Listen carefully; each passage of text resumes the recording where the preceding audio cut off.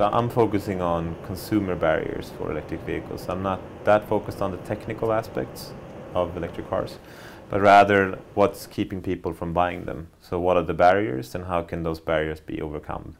So right now I'm looking at the process towards electric vehicle adoption, and then how the people in different stages towards electric vehicle adoption, how they are performing on knowledge, what kind of attitudes they have towards electric vehicles.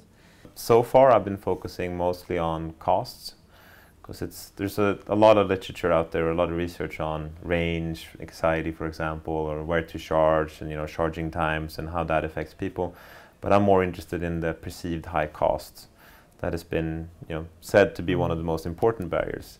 And in my research, I'm kind of arguing that maybe that's not true. I think it's not only about the cost and the range itself, but I think also the government could influence by just providing knowledge, providing tools that people can get used to the electric vehicle, can be aware of their own travel patterns.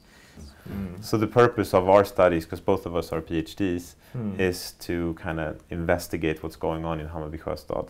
And of course the angle is changing as we go along. That's the name of research. It doesn't end as it starts usually. So things have happened on the way, but I think for the better. Yeah, that's right. So first I only wanted to look at the behavioral changes, but then I thought maybe it's good to look first at why are people changing to the electric vehicle, how is this process going on? Because it could give an possible explanation for how they're going to use it afterwards. The first article that I wrote is just investigating, okay, how are the cost structure? If you compare all the costs from a conventional vehicle compared to an electric vehicle, how are they different? And the finding says that they're basically equivalent. So even if the electric vehicle is 40 or 50% more expensive, when you compare the total costs, they're basically similar, or they're basically the same. I'm following a framework called the energy paradox, and I don't think a lot of people have heard of that, but it deals usually with energy conservation technologies. So it could be solar panels, for example, or it could be heat pumps for houses. And the problem with those types of technologies is that they have a high purchasing price or a high investment cost, but very low running costs. And my hypothesis is that it's a similar thing in terms of electric vehicles, because they're very expensive to buy, but very cheap to run. And there's a big trend in Sweden now with leasing. So I think that's one step out of the way, so people can start thinking about maybe monthly expenditures rather than paying 300,000 cash for a car, because fewer and fewer people do that today. But it's fascinating. I'm reading this book now, a guy from Silicon Valley, and he's talking about future business models for electric vehicles. And one of his points is that maybe the car manufacturers could give away the electricity for free, so it could be included. So you have a service fee, which is X amount of crowns or dollars, and with free fuel.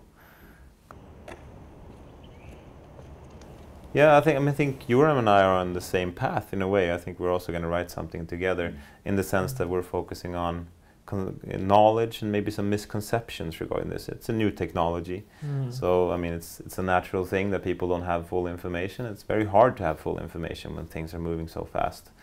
But I think that's where the future of my research path is going to be, focusing more on the consumer knowledge related to facts. So is it misconceptions or is it correct information? So I think we're similar in that way, but from different angles, of course. Yeah. And I would like to see what the role could be of the electric vehicle within a more sustainable transport system. So it's one part of the solution. It's not the whole solution to a sustainable transport system, because there are all kinds of other effects, and still, so if people start to use their car instead of their bike, yes, that's something that we want to prevent. And so to look at what kind of behavioral changes do we see, and can we try to explain why these changes occur, and maybe try to come up with some alternative scenarios how we can make people still make the good choices. So the right travel mode for the right trip, for example. And of course we have one X factor here though, it's the autonomous vehicle, that we don't really know how that's going to change. And if the electric vehicle is going to be the technology that they use in an autonomous vehicle, and maybe the issues that we're talking about today is going to be non-existent, because you don't have to change user behavior that much, because that's handled in an automatic or autonomous way. Still don't know, but it's very fascinating.